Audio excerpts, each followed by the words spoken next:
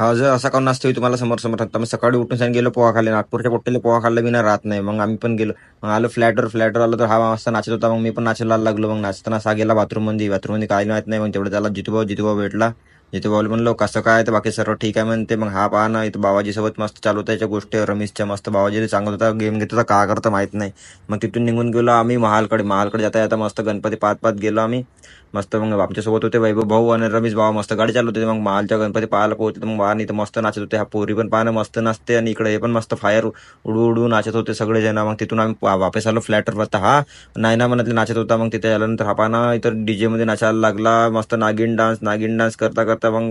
लगेच नागिन डान्स करायला लागला याच्या अंगात का आलं तर माहित नाही काल तर बाबा माहित नाही रे बाबा का आलं होतं हा काकाजी सोबत का खेळते का नाही मी पाहतच राहिला म्हणलं नाही रे बाबा हा लगेच खेळते मग ते झाल्यानंतर आमच्या फ्लॅटच्या गणपतीचे विसर्जन होतं मग सगळे मिळून गणपती उचलला मग कार्तिकनं मी आम्ही मस्त गाणे म्हणत म्हणत म्हणत म्हणत मस्त विसर्जन करायला